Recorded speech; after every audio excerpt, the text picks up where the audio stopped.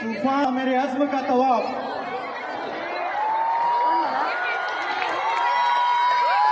तूफान कर रहा था मेरे अज़्म का तवाफ। दुनिया समझ रही थी कि मेरे कश्ती भंवर में है। गोवंडी के प्यारे लोग, प्यारे भाई बहनों, अस्सलामु अलैकुम। मेरा वर्कशॉप हैदराबाद में 1 महीने का चल रहा है। हिंदुस्तान के कई नौजवान बच्चे बच्चियां आकर होटल में, मेट्रोपोलिस होटल में वर्कशॉप चलता है, वहाँ 9 से 2 पढ़ाता हूँ। वो पढ़ाकर आपके दरमियान में आया हूँ।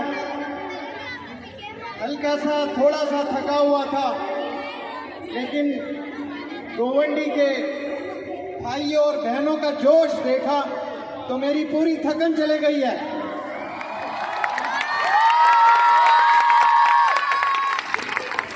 जैसे सचिन तेंदुलकर कहा करता था, boost is the secret of my energy, तो मुझे कहना चाहिए आज Govandi is the secret of my energy.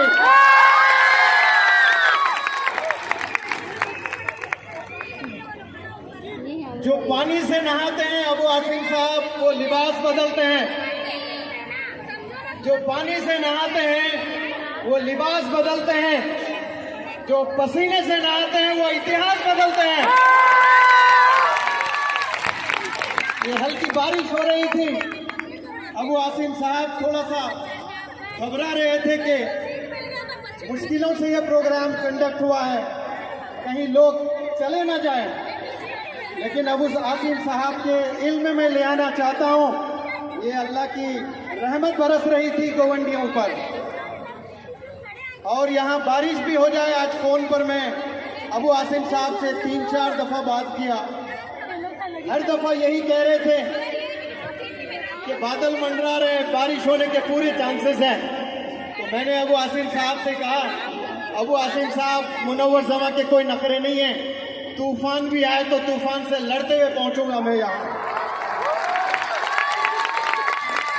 और आप लोग के बीच बारिश में भी इंशाअल्लाह अगर होती है तो खड़े होकर मैं तकरीर करूंगा इंशाअल्लाह। हमने तूफानों से लड़ना है। ये तो अल्लाह की बारिश है। ये बारिश में भीगने से कोई इंसान को तकलीफ नहीं होती है। लेकिन यहाँ जो मकसद है असल ये प्रोग्राम का रखने का, मैं सीधे टॉपिक पर आता हूँ ताकि क्या पता ज़्यादा बारिश हो जाए तो कुछ लोग चले ना जाएं और वो मैसेज से महरूम ना हो जाएं। अल्लाह ने 2 कान दिए, लेकिन बड़ों से हमने सुना कई दफ़ा कहते हुए कि दिल के भी कान होते हैं और दिल के कान से सुने। तो मैं आज आप सबसे इल्तिजा करता हूँ कि अपने दिल के कान से ये बात सुने। मैं एक खिलाड़ी को जानता हूँ, वो ऐसा खिलाड़ी जो जिंदगी में कभी हार नहीं देखा, और वो इंटरनेशनल खिलाड़ी है। कभी जिंदगी में एक दफा हारे ना, नामुमकिन है। इंटरनेशनल लेवल पर जब कोई बंदा पहुंचता है तो अप्स एंड डाउन्स होते हैं उसके, कभी जीतता है कभी हारता है। लेकिन जिस खिलाड़ी का मैं जिक्र करता हूं, अल्लाह ने उस खिलाड़ी को कभी हराया नहीं, वो हमेशा जीतता रहा और वो हमेशा दुआ चलता था। इसीलिए कभी अल्लाह ने उसको रुसवा नहीं किया, अल्लाह ने हमेशा जिताया। वो माँ की दुआओं के साथ चलता था, वो वालिद की दुआओं के साथ चलता था। अब मैं इशारा देता हूँ तो बहुत सारे लोग शायद समझ भी जाएंगे। वो जब भी जीतता था और कमेंटेटर्स अनाउंस करते थे एंड द विनर इज, तो वो कहता था मैं नहीं, सब कुछ अल्लाह की तरफ से है, ऐसे हाथ उठाता था अल्लाहू अकबर करके, और उसका नाम है कबीर। वो ऐसा बंदा जो कभी जिंदगी में हार नहीं देखा। आप सब लोग जानते हैं फाइटिंग कंपटीशन होता है, मिक्स्ड मार्शल आर्ट्स होते हैं और आसान नहीं होता है। उसमें अनडिफीटेड 29 वर्ल्ड लेवल गेम्स उसने जीते हैं। 29 इंटरनेशनल मैचेस उस बंदे ने खेले हैं और उस बंदे का कोच उसी के अब्बा थे। अब जब वो बंदा 28वां मैच खेल रहा था, 28th मैच पूरी दुनिया देख रही थी, और वो बंदे ने जो अबू आसिम साहब खेल में ले आना चाहता हूं। ऐसा खिलाड़ी था वो भी, जो अपोनेंट था, बड़ा चैंपियन था, उसका जबरदस्त बोलबाला, वो भी बहुत बड़ा चैंपियन। लेकिन ये खबीब के रिलीजन के ताल्लुक से उसने कुछ गंदे बात की थी, तो फिर खबीब में ऐसी एनर्जी आई और उसको ऐसे धो डाला, पूरी दुनिया ने देखा उसको। और उसके बाद और एक मैच उसका खेलना था, लेकिन उसकी अम्मी ने 30वां मैच जो तू खेलने जा रहा है, आज तेरे साथ तेरा कोच यानी तेरे अब्बू नहीं है, लिहाजा तू ये मैच ना खेल। तो उसने कहा मैंने पहले वादा कर दिया था। अब मैं बात से 29th मैच था, और जो 28वां मैच था जो उसने जीता था उसको 50 करोड़ रुपए मिले थे, और जो 29वां मैच जीता था उसको 56 करोड़ रुपए मिले थे। फिर दुनिया वालों ने उसको इतना पसंद किया, उसने ऐलान किया मेरे में और खूब एनर्जी है, मैं और खूब लड़ सकता हूं, लेकिन मेरी अम्मी इजाजत नहीं देती है। अभी अब्बू के बिना रिंग में उतरने का परमिशन नहीं है मुझे, लिहाजा मैं नहीं खेलता हूं। तो खेल जो कंपटीशन रखते हैं वो लोगों ने 350 करोड़ का ऑफर दिया है।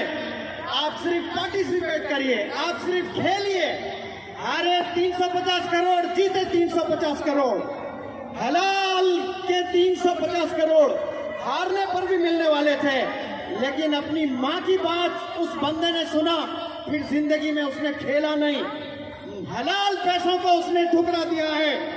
आज आप सल्लल्लाहु अलैहि वसल्लम ने नशे को हराम किया, क्या आप ठुकरा नहीं सकते नशे को?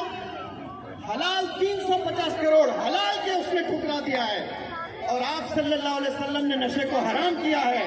न जाने भारत में कितने ऐसे मेडिकल प्रैक्टिशनर थे।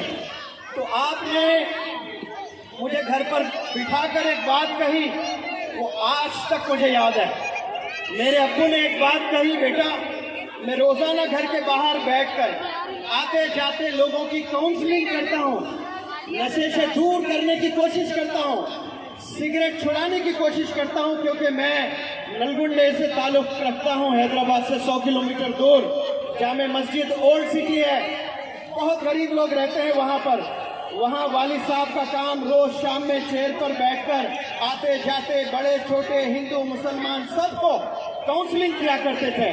फिर मुझे कहें कि बेटा मैंने आपको ऐसे बच्चों के साथ देखा जो हाथों में सिगरेट था, और मैं सिगरेट छुड़ाने की बात करता हूँ, और मेरा ही बच्चा सिगरेट पी ले तो फिर मैं मुंह दिखाने लायक नहीं रहूँगा। तब उन्होंने एक बात कही मुझसे, अगर आप सिगरेट पीते भी हो छुप कर पी सकते हैं, मेरे घर में नहीं पी सकते, मैं रोक सकता हूँ, लेकिन जब बाहर आप जाते हो तो आप सिगरेट पियोगे, कोई रोक नहीं सकता। लेकिन एक बात सुन ले बाप की, वो बात ये थी, मेरे अब्बू ने कहा था कि अगर आप सिगरेट पीते हो आप तब भी मेरे बेटे हैं, लेकिन एक बात याद रखें, मेरे दिल में वो मोहब्बत नहीं रहेगी जो बाप की मोहब्बत बेटे के लिए रहती है। हो सकता मैं दोस्तों में आकर सिगरेट पीता, लेकिन वो बात ने मुझे ऐसे दिल में बिठा दी है कि कभी सिगरेट को हाथ तो लगाना दूर है, ख्याल तक ही नहीं आया मुझे कि सिगरेट भी पीने वाली चीज होती है। ये मेरे अब्बू के कहने पर मैंने छोड़ा। क्या आप प्रॉफिट के कहने पर नहीं छोड़ सकते नशा को? क्या आपके दिलों में मोहब्बत है आप सल्लल्लाहु अलैहि वसल्लम से? बताए जो आप सल्लल्लाहु अलैहि वसल्लम बोले, अगर मोहब्बत है तो नशे से दूर होना है, हमने नशे से हमने दूर होना है। आज हमारी कम्युनिटी जो चैलेंजेस फेस कर रही है, उसमें पहला रीजन, जो सबसे पहला रीजन है, हम अल्लाह से दूर हो चुके हैं। मैं हर तकरीर कुछ सवालात से शुरू करता हूँ और हर जगह सवाल रखता हूँ, यहाँ भी रखता हूँ मैं, और मुझे मालूम है कि जवाब भी क्या आने वाले हैं, फिर भी मैं रखना चाहूँगा और मैं चाहूँगा कि आप लोग जवाब दें। क्या आप लोग तैयार हैं जवाब देने के लिए? बेबस हो जाएंगे हम, लाचार हो जाएंगे हम, पूछने वाली है। इसीलिए मैं तमाम नौजवानों से इल्तिजा करता हूँ अपना कनेक्शन अल्लाह से बनाएं, अपना कनेक्शन आप सल्लल्लाहु अलैहि वसल्लम से बनाएं। और दूसरा जो रीज़न मैं नाकामयाबी का लेकर आया हूँ, आज मैसेज देना चाहता हूँ, हमने नमाजें पढ़ना छोड़ दी है। बहुत से ऐसे बंदे हैं जो अल्लाह को तो मानते हैं, आप सल्लल्लाहु अलैहि वसल्लम को तो मानते हैं, लेकिन नमाजें नहीं पढ़ते हैं। प्रैक्टिसिंग मुस्लिम नहीं कहलाता है वो बंदा। प्रैक्टिसिंग मुस्लिम वो बंदा है जो नमाजें पढ़ता है। नियत कर ले आज इंशाअल्लाह कि सब लोग 5 वक्त नमाज पढ़ेंगे। लोग रमज़ान के मुसलमान नहीं हैं। हम लोग जिंदगी में जितनी सांसें अल्लाह ने हमने दी हैं उतनी सांसों के मुसलमान हैं हम लोग। जितनी सांसें आपकी अल्लाह ने आपके मुकद्दर में रखे हैं उतनी सांसों के मुसलमान बनना है। हमने एक पल का मुसलमान, एक महीने का मुसलमान नहीं बनना है। और नमाज जो कुछ लोग पढ़ते हैं उनमें भी बहुत ज़बरदस्त इन्वॉल्वमेंट होना बहुत ज़रूरी है।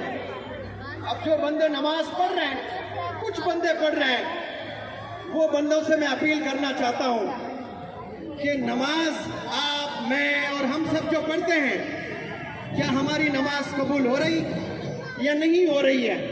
उलमा बताते हैं जो बंदा फजर की नमाज पढ़ता है और जोहर की नियत करता है और जोहर की भी पढ़ता है, तो इसका मतलब फजर की नमाज में दम था, इसीलिए आपने जोहर की नमाज भी पढ़ी है। तो फजर के नमाज का फजल रहा आप पर, तो आपने जोहर की भी नमाज पढ़ी है। और मैं कुछ चीज़ें आप लोग के इल्म में ले आना चाहता हूँ। नमाज पढ़ने से 3 चीज़ें, बहुत गौर से सुने आप सब लोग, 3 चीज़ें आनी बहुत ज़रूरी। आप मुझे डिस्टर्ब ना करें प्लीज़, मैं बात कर रहा हूँ, आप लोग इशारे वगैरह ना करें।